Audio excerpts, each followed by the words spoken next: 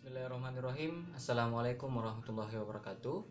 Perkenalkan, nama saya Zulkifli Said NIM J0141910002 sebagai mahasiswa koas Departemen Ilmu Kedokteran Gigi Anak, Fakultas Kedokteran Gigi Universitas Hasanuddin. Pada video kali ini, kita akan membahas terkait dengan substitusi kasus mengenai materi resep. Adapun pembahasan terkait dengan materi ini akan kita bahas sebagai berikut. Skenario pada pembahasan kali ini yaitu seorang anak perempuan usia 5 tahun dengan berat badan 15 kg datang ke rumah sakit gigi dan mulut ditemani ibunya mengeluhkan pada gigi 65 terdapat karies serta ada daging yang tumbuh di tengah gigi tersebut. Tidak ada riwayat minum obat, pasien mengeluhkan juga demam dan bengkak. Nah, adapun tata laksana atau tata laksana yang akan kita lakukan mengenai skenario pada pembahasan kali ini, yaitu pada kunjungan pertama kita akan melakukan suatu tahapan-tahapan yang juga penting seperti tahapan anamnesis. Nah, tahapan anamnesis merupakan suatu proses tanya-menanya dari operator kepada pasien terkait dengan keluhan yang dikeluhkan oleh pasien sehingga pasien datang ke rumah sakit. Nah, ada beberapa yang perlu dipertanyakan atau yang perlu kita ketahui sebagai operator seperti identitas pasien, nama, jenis kelamin, alamat, umur pasien, nama orang tua, pekerjaan orang tua, serta nomor telepon orang tua. Setelah itu kita mengacu pada keluhan yang dikeluhkan oleh pasien seperti sejak kapan keluhan tersebut dialami oleh pasien, apakah pernah sakit, kemudian apakah pernah berdarah atau tidak, kemudian apakah sudah pernah minum obat atau tidak, kalaupun sudah minum obat apa yang sudah diminum, dan apakah ada alergi yang timbul pada saat minum obat atau tidak. Nah, selain itu kita juga melakukan pemeriksaan ekstraoral dan pemeriksaan intraoral, di mana pada pemeriksaan ekstraoral kita lihat bagaimana kondisi profil wajah dari pasien, apakah dia simetris atau tidak simetris, apakah ada pembengkakan atau tidak, pemeriksaan TMJ, apakah ada nyeri atau tidak, apakah ada bunyi clicking pada saat kita melakukan pemeriksaan ekstraoral. Sedangkan pada pemeriksaan intraoral yang perlu kita perhatikan adalah kondisi gigi selain yang dikeluhkan pasien. Kemudian kita lanjut ke pemeriksaan penunjang. Nah, pemeriksaan penunjang di sini adalah termasuk pemeriksaan radiografi untuk melihat kondisi periapikal atau bagian dari akar yang kita tidak dapat lihat secara klinis. Setelah itu kita mampu menegakkan diagnosis dan rencana perawatan. Nah, berdasarkan dari anamnesis yang didapatkan pada skenario bahwa pasien datang dengan keluhan terdapat karies pada 65 yang disertai bahwa pada gigi tersebut telah tumbuh daging pada gigi tersebut dan terdapat tidak ada riwayat minum obat. Kemudian pasien juga mengeluhkan demam dan sakit. Maka pada kunjungan pertama terkait dengan keluhan tersebut, maka penanganan awal yang kita bisa berikan adalah dengan pemberian pemberian obat-obatan atau premedikasi, dalam hal ini antibiotik dan analgesik. Oleh karena itu diperlukan suatu peresepan yang akan kita berikan kepada pasien tersebut. Nah, adapun definisi dari resep itu sendiri yaitu suatu permintaan tertulis dari dokter atau dokter gigi kepada apoteker untuk membuat obat tersebut dalam bentuk sediaan tertentu dan menyerahkannya kepada pasien. Nah, adapun standar penulisan dari resep itu sendiri dari inskripsio seperti dari nama, alamat, nomor izin praktik dari dokter gigi, kemudian praeskripsio seperti nama obat, jumlah dan cara membuatnya, kemudian ada signature, dalam hal ini aturan pakainya bagaimana, kemudian yang terakhir ada subscriptio, yaitu tanda atau paraf dari dokter.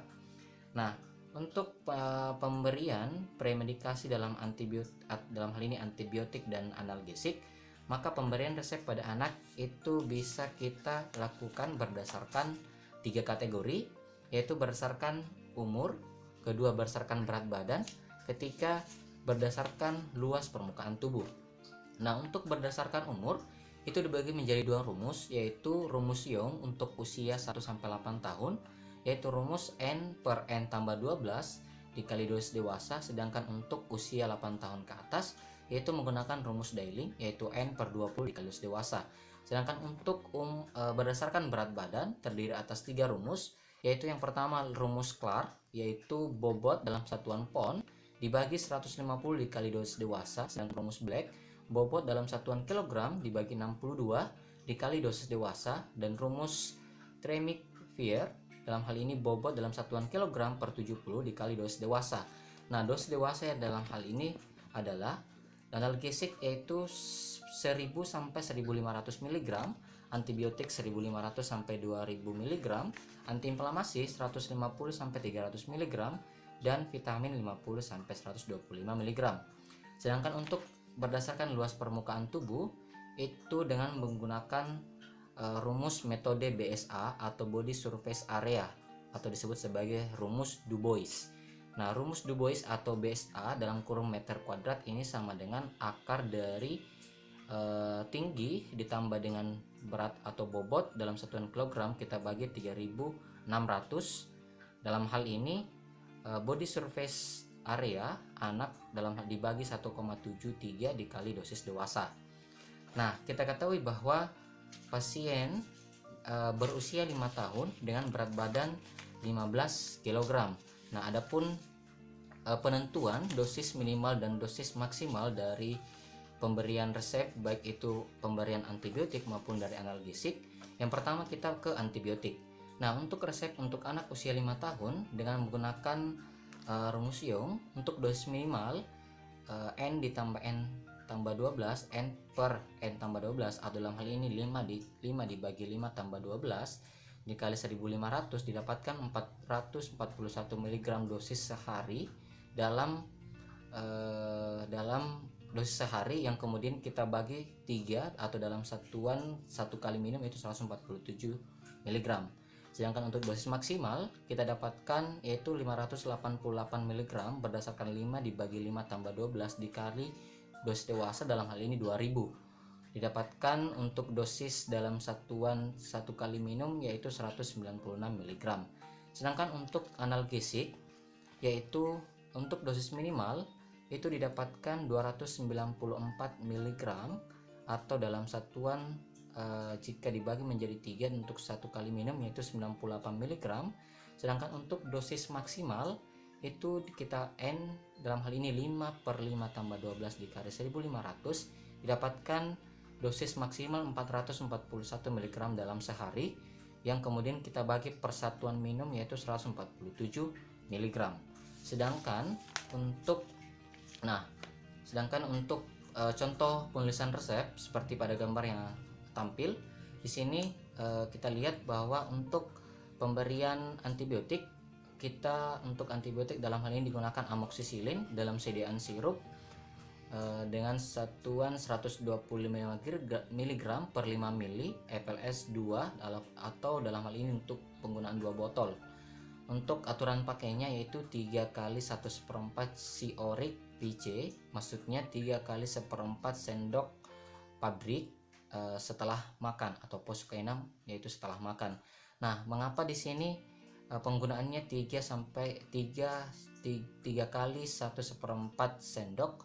Nah, kita ketahui untuk 1 sendok itu sendiri terdiri atas 125 mg atau setara dengan 5 ml. Nah, kita ketahui bahwa dosis minimal dan dosis maksimal untuk antibiotik yaitu 441 dan 588. Nah, untuk penggunaan untuk 1 kali minum itu tidak mendapatkan perhitungan untuk dosis minimal sehingga diperlukan 3 dikali 1/4 sendok pabrik untuk mendapatkan antara dosis maksimal yaitu 441 antara 441 dengan 588 mg. Sedangkan untuk penggunaan paracetamol dengan sediaan sirup 120 mg setara dengan 5 ml itu kita berikan aturan pakai 3 kali 1 Ciorik atau 3 kali minum sesuai dengan sendok pabrik setelah makan. Sedangkan untuk pemberian resep berdasarkan berat badan ini kita menggunakan rumus Tremik-Fier dengan resep untuk anak dengan berat badan 15 kg untuk dosis minimal 15 dibagi 70 kita kali 1500 dalam hal ini dosis dewasa untuk antibiotik sama dengan 321 mg untuk dosis sehari. Kemudian kita bagi dalam satuan minum yaitu 3 dibagi 3 didapatkan 107 mg. Sedangkan untuk dosis maksimal itu kita dapatkan 428 mg untuk dosis sehari. Kemudian yang kita bagi 3 dalam satuan minum yaitu 142 mg. Sedangkan untuk resep analgesik yaitu untuk dosis minimal kita dapatkan 214 mg dengan satuan kali minum untuk sehari yaitu 71,4 mg. Sedangkan untuk dosis maksimal kita dapatkan 321 mg untuk dosis sehari. Kemudian untuk satuan minum dalam satu kali minum yaitu 107 mg. Nah, ini contoh penulisan resep. Pada umumnya hampir sama dengan penulisan resep sebelumnya, yaitu penggunaan amoxicillin, antibiotik amoxicillin sirup dengan sediaan 120 mg per 5 ml.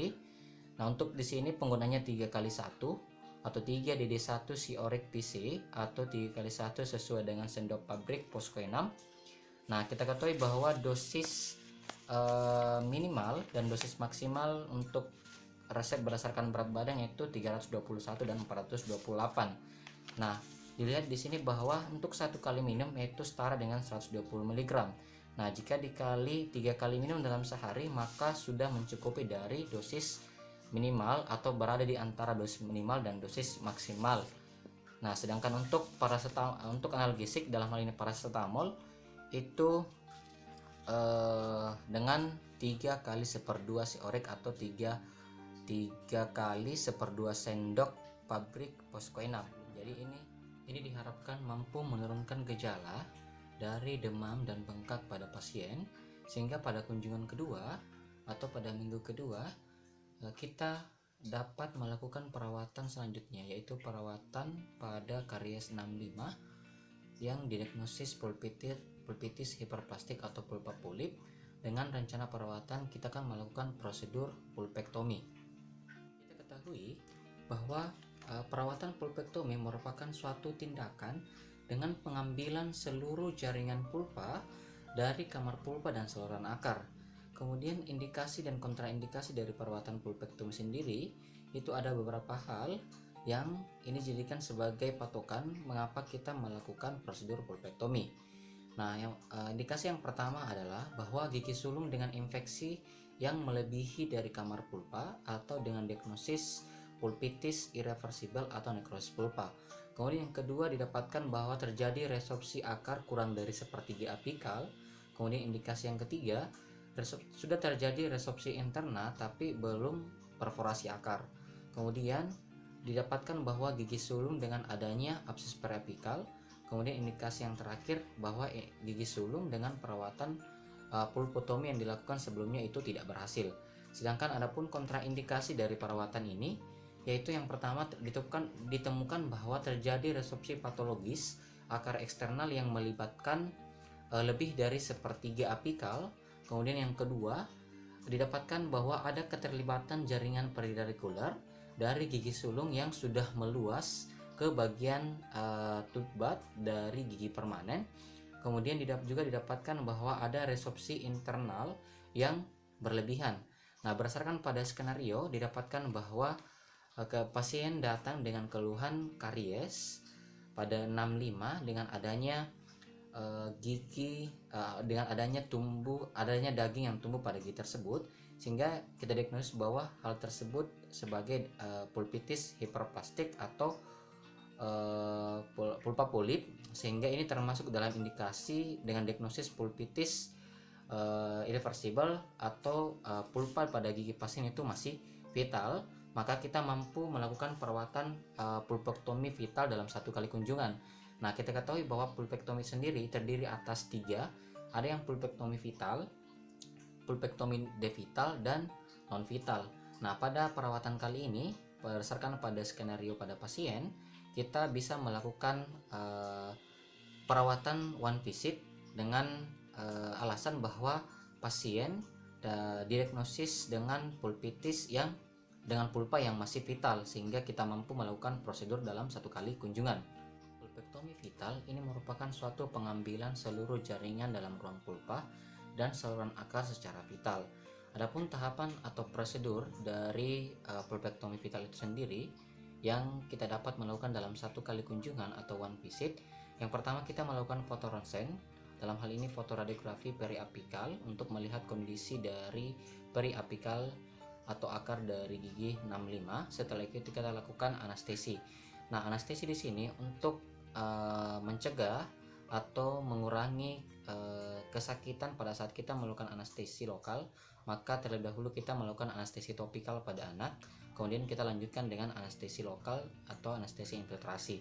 Setelah itu kita isolasi daerah kerja, lalu kita melanjutkan ke preparasi kavitas atau open access sesuai dengan lesi karies.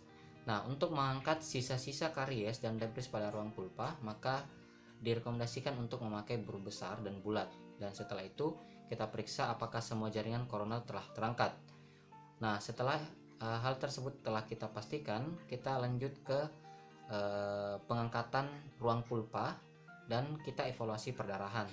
Nah, terlebih pula kita melakukan irigasi saluran akar dengan menggunakan H2O3 3%, dan kemudian apabila perdarahan telah terkontrol dan saluran akar sudah kering dengan menggunakan paper point, maka saluran akar diisi dengan semen zinc oxide eugenol.